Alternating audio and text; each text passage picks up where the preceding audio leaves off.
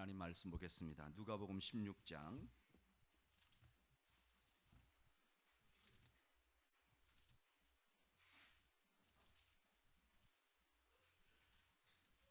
누가복음 16장 1절에서 13절까지입니다.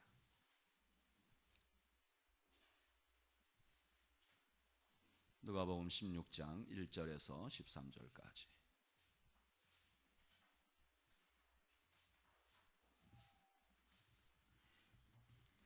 하나님 말씀을 교독하겠습니다. 또한 제자들에게 이르시되 어떤 부자에게 청지기가 있는데 그가 주인의 소유를 낭비한다는 말이 그 주인에게 들린지라.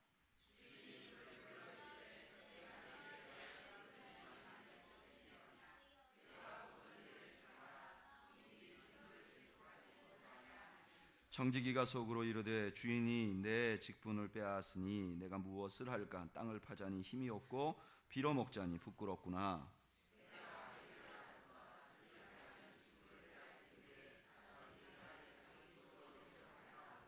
주인에게 빚진 자를 일일이 불러다가 먼저 온 자에게 이르되 내가 내 주인에게 얼마나 빚졌느냐.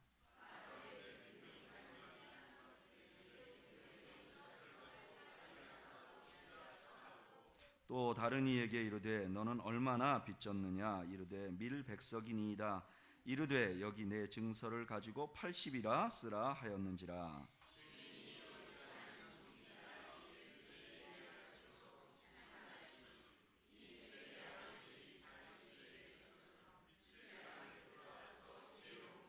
내가 너희에게 말하노니 불의의 재물로 친구를 사기라. 그리하면 그 재물이 없어질 때에 그들이 너희를 영주할 처소로 영접하리라.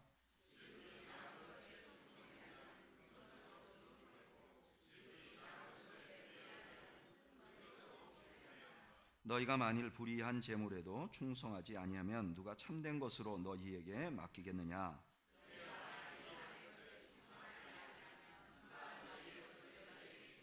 다 같이 보겠습니다. 집 하인이 두 주인을 섬길 수 없나니 혹 이를 미워하고 저를 사랑하거나 혹 이를 중히 여기고 저를 경히 여김이라. 너희는 하나님과 재물을 겸하여 섬길 수 없느니라. 아멘. 기도하겠습니다. 하나님 아버지, 오늘도 저희들이 하나님 앞에 와서 예배하고 하나님 앞에 헌물 드립니다. 하나님 드린 예물을 하나님께서 축복하시고 아무도 몰래 하나님만 아시도록 드린 예물 위에 하나님께서 하늘의 신령한 복으로 땅의 풍요로운 복으로 채워 주시옵소서. 저희들이 이제 주의 말씀을 듣고자 합니다. 친히 이 땅에 말씀으로 오셔서 우리를 가르치시고 새롭게 하신 주님, 저희들에게 이 시간 말씀하시고 저희 모두의 마음이 열려 하나님의 말씀에 반응하는 축복된 시간이 되게 하여 주시옵소서. 예수님의 이름으로 기도하옵나이다. 아멘. 최근에 그 신문지상이나 혹은 이 한국 매스컴을 떠들썩하게 한 일이 있었습니다. 어떤 한 기업가가 재정 비리 때문에 조사를 받게 되고 그 조사가 일파만파, 그래서 국무총리께서 물러나시게 되고 또 대통령도 관여해서 이거 정말 이 문제를 잘 해결하라 이렇게 지시할 정도로 큰 문제가 벌어졌습니다. 이 재정 스캔들, 이것은 인간들이 모인 곳에는 아주 오래전부터 존재해왔던 일이었습니다. 재정에 관한 문제, 이거는 항상 우리에게 있을 수 있는 일이었습니다. 오늘 성경에도 보면 그런 일이 있었던 것 같아요. 오늘 본문에 이렇게 이야기가 시작됩니다. 어떤 부자에게 청지기가 있는데 그가 주인의 소유를 낭비한다는 말이 그 주인에게 들린지라. 어떤 동네에 부자가 있었다는 것입니다. 여기에 부자는요, 단순히 1, 200억 이렇게 소유하고 있는 부자를 의미하는 게 아니라 아예 한 고을을 소유하고 있는, 여기서부터 여기까지 이 마을 전체가 내 것이다, 이 군 전체가 내 것이다 하는 아주 굉장한 부자를 의미합니다. 이 부자가 청지기를 한 명 고용했습니다. 이 청지기라 하는 말은 우리가 오늘날을 그렇게 많이 쓰는 단어는 아닙니다. 그런데 이 청지기라는 말이 성경에는 아주 자주 나오고 굉장히 중요한 의미를 가지고 있는 말입니다. 여러분, 청지기는 남에게 고용된 사람인데 적어도 두 가지가 아닙니다. 첫째는 뭐가 아니냐면은 주인이 아닙니다. 청지기는 무언가를 소유한 사람이 아닙니다. 두 번째, 청지기는 종이 아닙니다. 청지기는요, 주인이 시키는 일만 하는 사람이 아니라 자기가 자발적으로 무언가를 하는 사람입니다. 그런데 오늘 이 예수님의 이야기가 청지기에 대한 이야기라는 거예요. 여러분, 이 이야기를 맨 처음 들은 누가가 이 이야기를 처음 했는데, 누가가 이 이야기를 처음 했을 당시에 이 처음 편지를 들은 사람들은 어떤 사람들이냐? 이 사람들은 초대교회 아주 핍박이 있는 그런 시대에 살던, 사도들이 직접 가리키던 시대에 살던 사람들이에요. 그런데 사도들은 청지기에 대해서 뭐라고 말했는가? 우리 베드로전서 4장 10절 한번 읽어볼까요?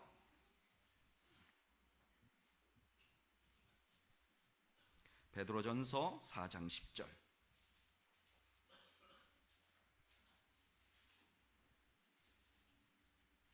몇 페이지죠?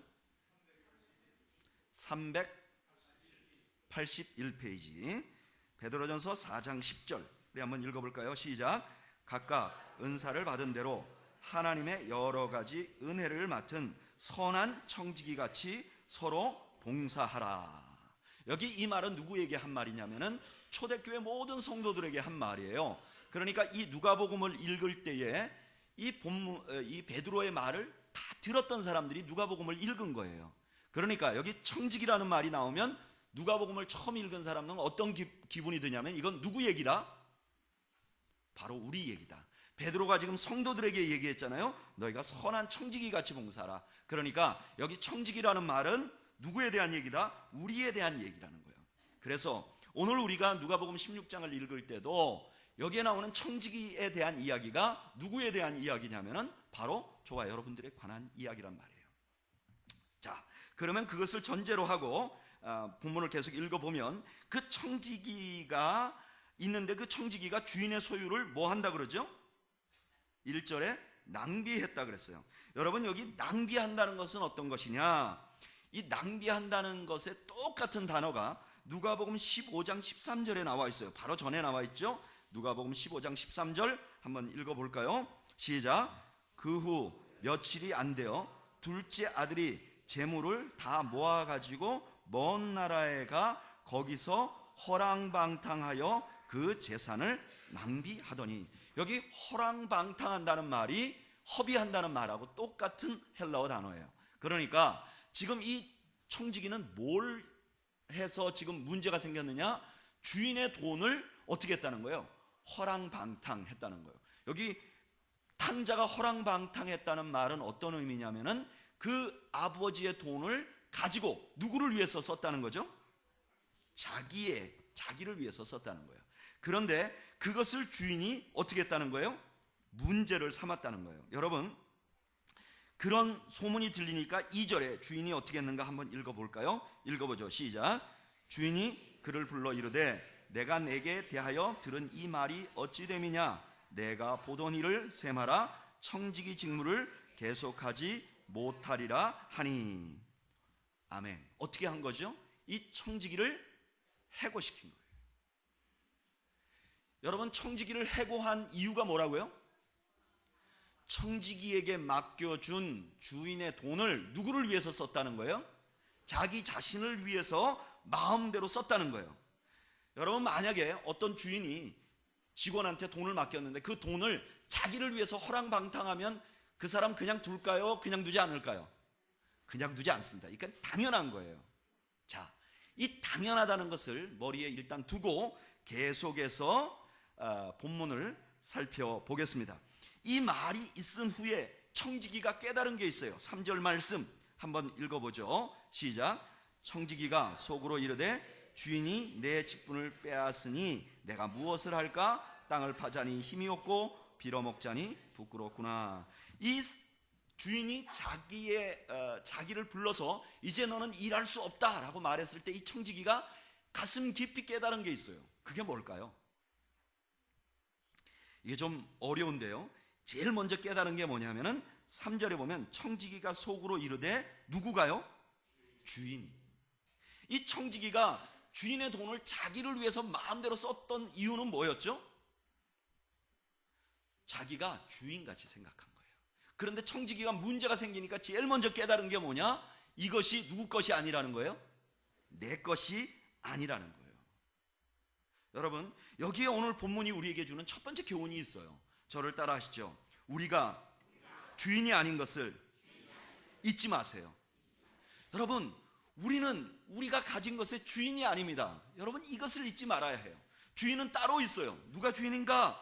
역대상 29장 11절 읽어볼까요? 역대상 29장 11절.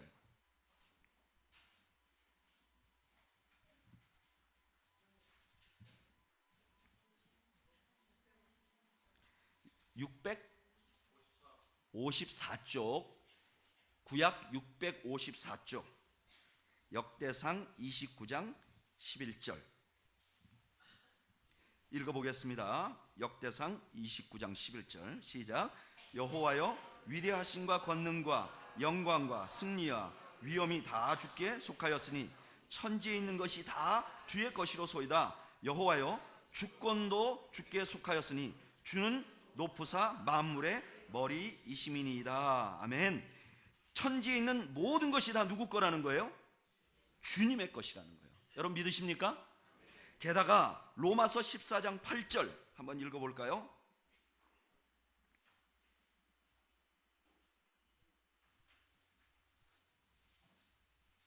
로마서 14장 8절 258장 8페이지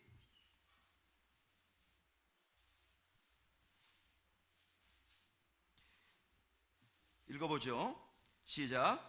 우리가 살아도 주를 위하여 살고 죽어도 주를 위하여 죽나니 그러므로 사나 죽으나 우리가 주의 것이로다. 우리가 누구 것이라는 거예요? 주의 것이라는 거예요. 여러분, 우리는 청지기이지 주인이 아닙니다. 여러분, 너무나 많은 사람들이 자기가 주인인 채 하고 살아요. 그러면 하나님께서 기뻐하지 않는 거예요. 그래서 문제가 생겨요. 문제가 생기고 나면 그것이 누구 것이 아니었다는 것을 알아요? 자기 것이 아니었다는 것을 알게 되는 거예요. 저는 여러분들이 우리 모든 세상의 모든 것이 하나님의 것임을 잊지 않는 여러분들이 되시기를 축복합니다. 교회에 한번 적용을 해보죠. 여러분, 우리 교회는 우리의 것이 아니라 주님의 것임을 여러분 믿으시길 바랍니다. 그래서 우리 교회 이름이 뭐냐? 우리는 교회예요. 우리의 교회가 아니고 나의 교회가 아니고 우리 자신이 교회라는 거예요. 그리고 우리의 주인은 따로 있다는 거예요. 누구죠? 하나님이시고 우리 주님 예수 그리스도란 말이에요. 그래서 우리는 주인같이 굴면 안 돼요. 우리는 주인같이 염려하면 안 돼요. 여러분, 얼마나 많은 교회들이 교회 바깥에서 보면 이상한 결정을 합니다. 정말 터무니없는 결정들을 교회가 합니다. 그런데 그 안에 들어가 보면 그런 결정을 한 당회나 혹은 재직회나 그 교회는요, 이런 명분을 가지고 있어요. 교회를 염려해서 우리가 이렇게 결정했다. 그러나 여러분, 이것은 너무 과분하게 염려하는 것입니다. 교회는 누구 것이에요? 주님의 것입니다. 우리는 교만하게 염려해서도 안 됩니다. 주님이 알아서 하실 거예요. 뿐만 아니라 교회는요, 누구도 주인같이 행세해서는 안 됩니다. 주장해서는 안 됩니다. 교회는 누구도 내 마음대로 되어서는 안 됩니다. 어떤 사람이 만약에 교회를 마음대로 할 수 있다면 제일 먼저 그 사람 자신에게 불행한 일입니다. 우리 교회는 내 말이면 다 돼. 그러면 제일 먼저 불행한 사람이 누구냐? 그 사람 자신이에요. 그리고 그 교회 다니는 모든 성도가 불행한 겁니다. 뿐만 아니라 우리 주님도 가슴 아픈 거예요. 여러분, 교회의 주인은 누구예요? 주님이십니다. 그러니까 교회에서는 누구도 마음대로 주장해서는 안 됩니다. 뿐만 아니라 교회는 주인같이 누구도 소유하려 해서는 안 됩니다. 교회의 소유는, 교회를 소유하고 있는 분은 누구예요? 주님이세요. 누군가가 교회를 소유하려고 들면 그 사람에게는 저주가 임합니다. 왜? 주님 앞에 대적하는 거니까요. 여러분, 요즘에 교회 세습에 관해서 여러 가지 이야기가 나옵니다. 목사님이 훌륭한데 그 목사님 아들도 훌륭하세요. 그래서 온 교우들이 훌륭하신 목사님의 훌륭하신 아드님이니까 우리가 저분을 담임 목사님으로 청빙하면 어떠냐? 할 수 있을까요? 없을까요? 할 수 있죠. 하면 되죠. 그런데 그런 모든 생각의 중심에 무엇이 있는지를 돌아보아야 된다는 거예요. 그 중심에 이 교회를 누군가의 소유처럼 생각하면 그건 처음부터 다 틀린 얘기라는 거예요. 이것은 꼭 목사님의 자녀에게만 해당되는 게 아니라 그게 장로님의 자녀든 집사님의 자녀든 권사님의 자녀든 누구의 것이든 내가 이 교회를 내 다음 세대에 물려줄 수 있다고 생각한다면 그것은 잘못된 거라는 거예요. 왜요? 물려주는 것 자체가 우리에게는 불가능해요. 왜냐하면 이 교회는 우리의 것이 아니기 때문입니다. 저는 우리는 교회는 누구도 주인같이 염려하고 주인같이 주장하고 주인같이 소유하려는 사람이 한 명도 없는 교회가 되기를 소망합니다. 저를 따라하시오. 나는 청직이다. 여러분, 이것은요 기업도 마찬가지예요. 여러분, 과거에는 누가 기업을 일으키면 그거 내 거라고 생각했어요. 근데 지금은요 법적으로 기업이 공식화되면 그것은 자기 것이 아닙니다. 사장님이나 혹은 회장님은 그 회사를 지배하고 경영할 수는 있지만 그러나 소유할 수는 없어요. 회사는 사회의 것이고 그 모든 것도 다 결국은 누구의 것이에요? 주님의 것이에요. 그러니까 내가 경영하는 동안 열심히 경영해서 나와 내 직원들이 함께 열심히 생활하고 그리고 그걸 통해서 사회를 복되게 하는 것이 기업의 기본 정신입니다.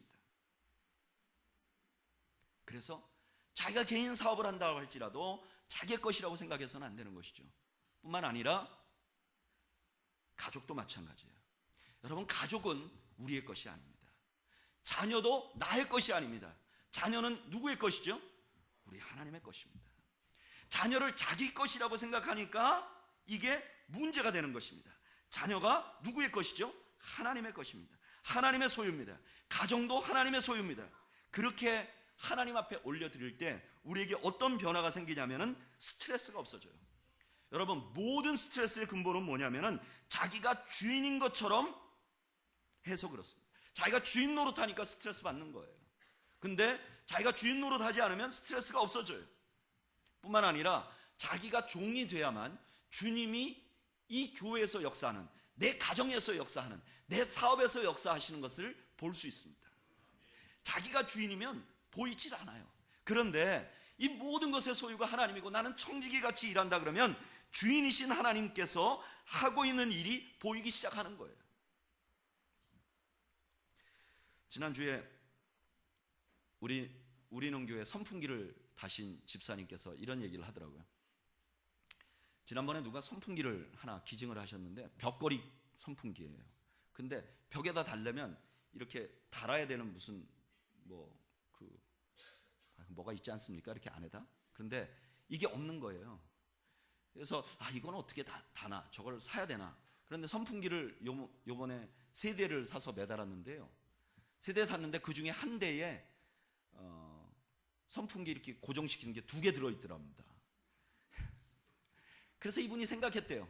공장에서 이 많은 물품을 조립하면서 한 선풍기에다가 그 고정시키는 걸 뺄 확률과 2개 넣을 확률을 생각을 해보는 거예요. 몇 %겠습니까? 그런데 그 선풍기가 해필이면 우리가 갔을 때 우리는 교회에서 사올 확률은 몇 %냐는 거예요. 그러면서 이게 주님이 주신 거라는 거예요. 우리가 그냥 웃어버릴 수 있지만 그러나 청지기로서 일하면 주인이 일하시는 모습을 볼 수 있는 거예요. 저는 여러분들이 바로 그 주인이, 그 청지기가 섬기면서 볼 수 있는 주인의 역사를 경험할 수 있는 여러분들이 되시기를 주님의 이름으로 축복합니다. 이 청지기가 이제 본문으로 돌아가 보죠. 청지기가 주인이 너 직분을 빼앗을 것이다 그랬더니 이 청지기가 어떻게 했죠? 사람들을 불러다 놓고 생각하는 거예요. 내가 이거 쫓겨나면 할 일도 없는데 사람들에게 빚을 탕감해 줘야 되겠다. 그러면 이 사람들이 나에게 나중에 잘해주겠지, 이렇게 생각하고 빚을 막 탕감해 줍니다. 그러니까 100냥 빚졌던 사람은 50냥으로 깎아주는 거예요. 반으로 깎아주고 3분의 2로 깎아주고 이러는 거예요. 그런데 이상한 것은 그 일을 본 주인이 어떻게 말했느냐. 8절 말씀 한번 읽어볼까요? 8절 읽어보죠. 시작. 주인이 이 옳지 않은 청지기가 일을 지혜 있게 하였으므로 칭찬하였으니 이 세대의 아들들이 자기 세대에 있어서는 빛의 아들들보다 더 지혜로움이니라. 아멘. 여기에 보면 주인이 종을 칭찬합니다. 뭘 칭찬했을까요? 이 공문서 위조한 걸 칭찬했을까요? 근데 오늘 여기 잘 보면요, 예수님이 그 점을 칭찬하고 있지는 않는 것이 분명해요. 뭐라 그러느냐, 이 청지기를 뭐라고 부르죠? 8절에 보면 주인이 이 어떤 청지기요? 옳지 않은 청지기. 청지기가 옳지 않게 했다는 거예요. 그런데도 그가 칭찬을 받았어요. 뭐 때문에 칭찬을 받았죠? 주인이 이 옳지 않은 청지기가 일을 어떻게 했다고요? 지혜롭게 했다는 거예요. 그러면 그 지혜롭게 했다는 게 뭐냐? 그 밑에 나오죠. 이 세대의 아들들이 자기 세대에 있어서는 빛의 아들들보다 더 지혜로움이라. 여기 이 세대의 아들들은 안 믿는 사람들, 그러니까 세속적인 생각을 가진 사람들, 그 사람들이 믿는 사람들보다 더 지혜로운 면이 있다는 거예요. 이렇게 말하는 거예요. 그러니까 여기 지금 청지기가 지혜롭게 했다는 것은 세상 사람들이 하는 일 중에 아주 지혜로운 일 중에 하나를 자기가 따라 했다는 거예요. 그러면 세상 사람들이 하는 아주 지혜로운 일 중에 하나가 무엇인가? 그게 9절에 나와 있죠. 9절 말씀 한번 읽어볼까요? 시작. 내가 너희에게 말하노니 불의의 제물로 친구를 사귀라. 그리하면 그 제물이 없어질 때 그들이 너희를 영주할 처소로 영접하리라. 아멘. 그 지혜라는 게 어떤 것이라고 말하는 거죠? 불의한 재물 가지고 뭐 하는 사람들이요? 친구를 사귀는 사람들. 여러분, 이게 믿지 않는 사회에서 이런 일이 많이 있잖아요. 우리나라에도 기업에 보면 뭐가 있어요? 접대비라는 게 있잖아요. 그래서 상대방 기업에 있는 사람들에게 뭐를 하는 거죠? 술도 먹이고 뇌물도 먹이고 막 먹여가지고 그 사람을 자기 친구로 만든 다음에 나중에 어떻게 하려고 하죠? 이익을 받으려고 하는 거예요. 그렇게 하는 세상 사람들의 모습에서 본받을 지혜를 이 청지기가 했다는 거예요. 그러면 청지기가 한 일이 뭐예요? 자기가 가진 재산을 가지고, 이 재산이 누구의 재산이죠? 주인의 재산이에요. 그런데 그 재산을 가지고 막 아무 사람에게나 퍼줬다는 거예요. 그리고 그 사람이 나중에 자기를 도울 것을 기대했다는 거예요. 여러분, 그러면 이 청지기가 뭘 잘했나요? 여러분들이 주인이고 만약에 어떤 여러분들이 누구를 고용했는데 이 사람이 내 재산 가지고 다른 사람 막 퍼주면 좋아할까요? 싫어할까요? 싫어하죠. 그런데 오늘 보면 예수님이 이 청지기를 어떻게 했죠? 칭찬했어요. 참 묘하죠. 이게 굉장히 어려운 성경 구절입니다. 이게 성경 전체에서 가장 난해한 구절 중에 하나예요. 근데 이 본문을 해결하는 가장 중요한 그 기술, 성경을 읽는 방법은 뭐냐? 9절에 있어요. 9절 말씀 다시 한번 읽어볼까요? 시작. 내가 너희에게 뭐예요? 말하노니. 잘 보세요. 이제까지는 예수님이 누구에 대한 얘기를 해요? 주인과 청지기에 대한 얘기를 해요. 그런데 갑자기 예수님이 누가 말하는 거예요? 예수님이 말씀하시는 거예요. 이때까지는 주인이라는 인물을 등장시켜서 청지기에 대한 이야기를 했어요. 그런데 이제는 이 주인이 아니라 누가 직접 등장하는 거예요? 예수님 자신이. 다시 저를 한번 보죠. 이거 굉장히 중요해요. 이제까지는 청지기를 통해서 예수님의 마음을 전달을 했어요. 근데 지금은 어떡하냐? 청지기를 빼고 예수님이 직접 그 주인이 된 거예요. 이것은 왜 이렇게 하냐면은 이 본문이 어디에 들어있느냐? 누가복음 15장 말씀, 또 15장 말씀을 보면 누구의 비유가 나오죠? 탕자의 비유가 나와요. 여러분, 이 탕자의 비유의 핵심은 뭐냐? 그 아버지가 누구냐, 아버지가 어떤 분이냐에 달려 있어요. 그러면 16장도 똑같은 거예요. 16장에서 강조하고 있는 바는 무엇이냐? 그 하나님, 우리가 섬기는 그 하나님이 누구냐 하는 거예요. 그래서 이 16장 9절에서 뭘 말하는 거 하니, 너희들의 주인 되는 나는 어떤 사람이냐? 너희들이 내 물건을 가지고 다른 사람들을 도울 때 내가 그것을 칭찬하는 주인이라는 것을 알려주는 거예요. 여기서 생각이 전환되는 거예요. 여러분, 여기서 오늘 본문이 우리에게 얘기해 주는 두 번째 중요한 명제를 알게 됩니다. 그것이 무엇이냐? 저를 따라 하시죠. 우리가 주인의 마음을 알아야 합니다. 여러분, 청지기는 주인이 있다는 것만 알아서는 안 돼요. 뭘 알아야 돼요? 주인의 마음을 알아야 돼요. 그런데 오늘 누가복음 16장은 주인의 마음을 드러내는 거예요. 주인이신 예수님, 온 세상을 소유하고 있는 예수님의 마음은 어떤 것인가? 우리에게 무언가를 줬어요. 그런데 우리에게 준 그것을 가지고 우리가 어떻게 하기를 원해요? 다른 사람들을 어떻게 하기를 원하느냐? 다른 사람들을 도우는 것. 그렇게 할 때 우리 주인이 기뻐한다는 거예요. 여러분 믿으십니까? 이것이 우리 모든 청지기들의 목적이 돼야 돼요. 이것이 우리 청지기들의 목표가 돼야 돼요. 우리 청지기는요, 내가 기쁘려고 하는 게 아니라 주님을 기쁘시게 하는 건데, 주님을 기쁘시게 하려면 어떻게 해야 되느냐? 내가 가진 것으로 어떻게 할 수 있어야 되느냐? 다른 사람을 기쁘게 하려고 해야 된다는 거예요. 여러분, 저는 이것이 우리는 교회의 존재 목적이어야 된다고 저는 믿습니다. 여러분, 우리가 존재하기 위해서 교회가 존재하는 게 아니에요. 너무나 많은 교회들이 원래 목표가 무엇입니까? 교회가 부흥하는 것입니다. 숫자가 많이 느는 것입니다. 그렇게 해서 어떻게 할 거냐? 그러면 대답이 없는 거예요. 많이 늘어나는 것 자체가 목적이에요. 여러분, 어떤 기업이 자기만이 부자가 되려고 하는 기업이 있으면요, 그것은 요즘에 악덕 기업이 됩니다. 사회적인 기여가 없이 자기만을 배불리려고 하면 악덕 기업이 돼요. 똑같이 교회가 자기만을 위한 교회가 존재하면 그것은 하나님이, 주인이 기뻐하는 교회가 아니에요. 우리는 주님이 기뻐하는 것이 목적이 되어야 돼요. 우리가 많아지는 것이 목적이 되어서는 안 되는 줄로 믿습니다. 이것은요, 여러분들 자신, 각자 교회인 우리 자신도 마찬가지예요. 우리의 목적이 무엇이냐? 내가 이 일을 하고 이 섬김을 통해서 내가 덕보는 게 아니라 하나님께 영광이 되고 주인을 기쁘시게 하기 위해서 내가 가진 것을 나누고 다른 사람을 복되게 하려는 목표가 있어야 되는 거예요. 그것이 교회이든, 그것이 사업이든, 그것이 가정이든, 이 존재하는 것을 가지고 자기 먹고 살고 자기 기쁘게 하고 자기 행복하게 하면 이미 근본부터 틀려진 거예요. 여러분, 하나님께서 우리에게 기업을 주시고 돈을 주신 이유는 그걸 가지고 다른 가난하고 어려운 사람들하고 나누라고 주신 줄로 저는 믿습니다.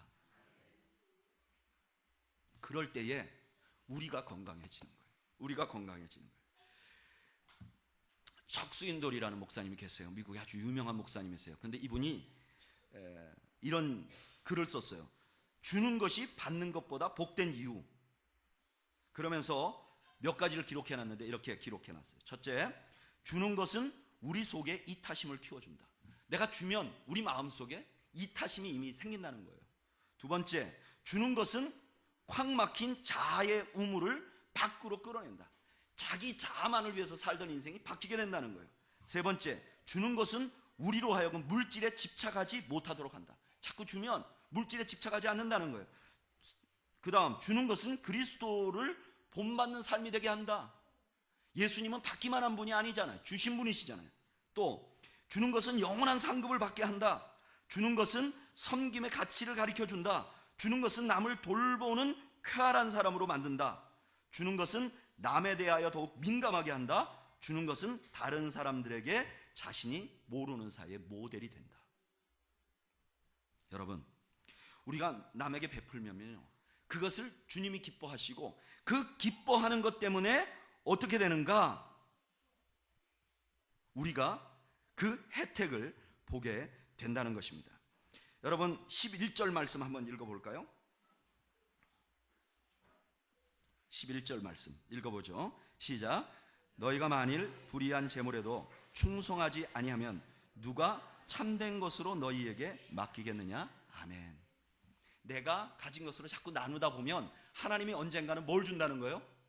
더 좋은 것, 참된 것, 진짜인 것을 준다는 거예요. 내가 물질이 있는데 그걸 가지고 나누다 보면 내가 행복해지고 내가 건강해진다는 거예요.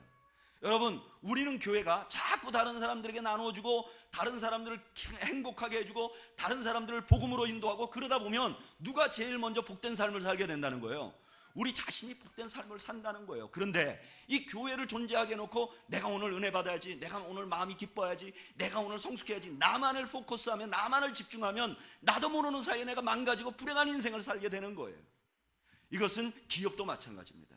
여러분, 기업을 잘하다가 망가진 사람들 보세요. 다 자기만을 위해서 부를 축적하다가 망가지는 거예요. 나누어 주다 보면 그 기업도 더 커지고, 뿐만 아니라 자기도 존경받는 인물이 되는 것이죠. 여러분, 자식도 마찬가지입니다. 여러분들 지금 다 자녀를 다 결혼시킨 분들도 있고 그렇지 않는 분들도 있고 어린 아이를 가지고 있는 분들도 있는데, 여러분, 우리가 자녀를 잘 키우는 목적이 무엇이죠? 잘 키워서 결혼시켜서 우리의 목적이 뭐죠? 저는 가끔 이런 생각을 해봅니다. 저에게는 아들이 둘 있잖아요. 근데 이 아이들을 잘 키우기를 원해요. 왜 잘 키우기를 원하는가? 우리 아이들이 행복한 것도 좋지만요, 저 아이들이 나중에 크면 누구의 집에선가 귀하게 자라난 딸하고 결혼할 거 아닙니까? 그러면 그 딸 아이를 행복하게 해주는 아이가 됐으면 좋겠어요. 내 아이가 그 다른 여자아이를 망가지게 하는 아이가 되지 않기를 원해요. 그런 초점에서 교육을 시켜야 된다고 저는 생각을 합니다. 자식을 왜 키우느냐? 저 자식 잘 키워서 내가 내 마음에 만족스럽게 하려고 하다 보니까 며느리가 미운 거예요. 사위가 미운 거예요. 내 딸 어떻게 키웠는데, 내 아들 어떻게 키웠는데, 이런 생각이 드는 거예요. 본전 생각이 나는 거예요. 그런데 내가 키울 때부터 이거 하나님의 것이고 내가 하나님께 돌리겠다, 하나님께 주겠다, 그러면 그 아이가 다른 아이를 행복하게 해주면서 살아가는 모습만 봐도 기쁘고 뿌듯한 거죠. 하나님은 이미 세상을 그렇게 만들어 놨는데 우리가 이 세상을 거꾸로 뒤집어 보면서 그 하나님의 마음을 이해하지 못하면서 우리를 불행하게 만들어 가는 거예요. 여러분, 우리는 모두는 청직입니다. 그래서 주인이 기뻐하는 대로 해야 돼요. 그런데 주인은 뭘 기뻐하는가? 우리가 가진 것을 가지고 나누기를 원하는 거예요. 그걸 가지고 나를 축적하는 그런 사람이 돼서는 안 되는 거예요. 본문을 좀 더 깊이 가볼까요? 13절 말씀 한번 읽어보겠습니다.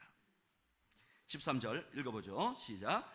집 하인이 두 주인을 섬길 수 없나니 혹 이를 미워하고 저를 사랑하거나 혹 이를 중히 여기고 저를 경히 여길 것임이니라. 너희는 하나님과 재물을 겸하여 섬길 수 없느니라. 아멘. 이 비유의 마지막 결론은 뭐냐? 우상숭배라는 거예요. 뭐가 우상숭배냐? 내가 주는 것을, 하나님이 나에게 주는 것을 나만을 위해서 사는 것이 뭐라는 거예요? 우상숭배라는 거예요.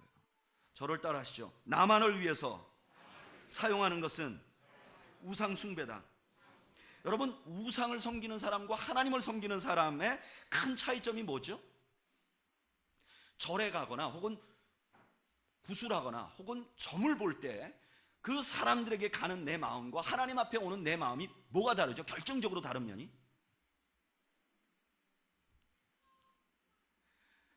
우리가 점을 보러 갈 때는 그 점 보는 사람에게 임한 귀신이 누구를 돕기를 바라는 거예요?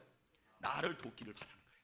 그러니까 점 보러 갈 때 이 점쟁이가 누구를 기쁘게 하기를 원하는 거예요? 나를 기쁘게 하기를 원하는 거예요. 그래서 그 신의 마음을 돌려서, 귀신의 마음을 돌려서 나에게 이익이 되도록 만들어 달라고 하는 게 뭐냐? 부적이라, 부적.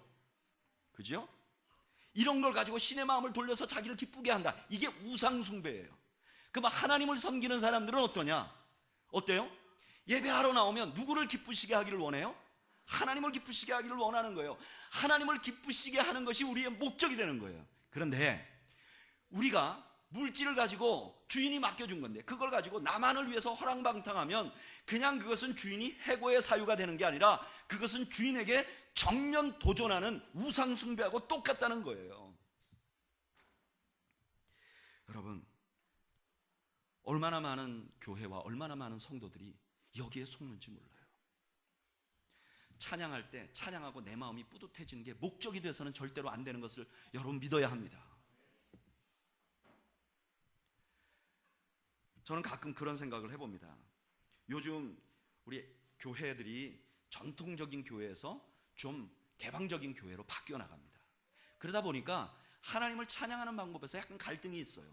어떤 분들은 우리 전통적인 찬송가 있는 거 부르고 싶다. 어떤 분들은 뭐 복음송 있는 거 부르고 싶다. 어떤 분들은 요즘에는 더 막 진보적인 젊은이들은 막 더 막 알아듣지도 못하는 리듬을 가지고 또 찬양을 한단 말이에요. 그런데 그 모든 찬양이 왜 변하고 있는가? 그 깊숙한 저희는 무엇인가? 내가 만족해야 하는 것이라면 그것은 처음부터 틀린 거라는 거예요. 누가 기뻐해야 되죠? 하나님 기뻐해야죠.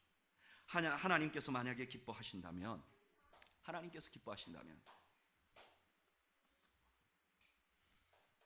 내 이 몸도, 내 이 마음도, 내 생각도, 내 습관도 기꺼이 하나님 앞에 올려드릴 수 있어야죠.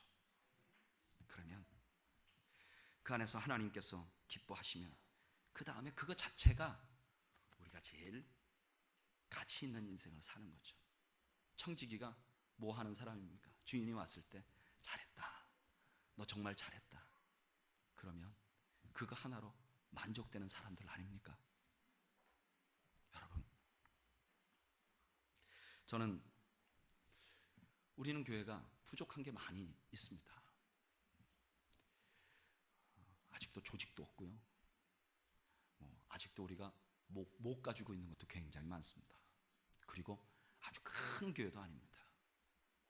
그러나 제 마음에 첫 주춧돌부터 우리가 놓치지 말아야 할 것은 주님을 기쁘시게 하는 목표가 흔들리지 않는 교회가 되기를 소망합니다. 그래서 우리는 교회에 들어오는 성도들은 교회에 와서 교회가 저렇게 하는 거 보니까 저렇게 사는 것이 맞구나 보고 나도 저렇게 살아야 하지 않은 모델이 되는 삶이 우리 교회가 되기를 소망합니다. 너무나 안타까운 것이 성도들이 믿음을 가지고 일주일 내내 세상에서 살다가 교회 와가지고 더 세상적인 아이디어를 갖고 나가서는 안 됩니다. 교회 와서 세상은 더 가지는 게 행복하다고 말하지만 주님은 아니라고 말한다. 그런데 나는 그것을 한번 해보려니까 너무 두렵다, 힘들다. 그런데 우리 교회가 그렇게 하는 거 보니까 이게 되는 일이구나. 우리 교회가 이렇게 하는 거 되는 거 보니까 나도 그렇게 살아봐야 되겠구나. 저는 이미 우리는 교회가 개척되면서 처음부터 우리 그런 마음을 다 경험했다고 저는 믿습니다. 그랬죠. 우리 아무것도 가지지 않았는데, 우리 아무것도 준비 안 됐는데 하나님께서 이렇게 아름다운 예배 초소 주시고 이렇게 아름답게 우리 교회를 세워나가셨잖아요. 여러분, 우리는 교회도 계속해서 주님을 기쁘시게 하기 위해서 모험을 할 테니까 여러분들 모두도 바로 그 주님을 기쁘시게 하는 모험을 하는 그런 성도들이 되시기를 주의 이름으로 축복합니다. 우리 한번 기도할까요?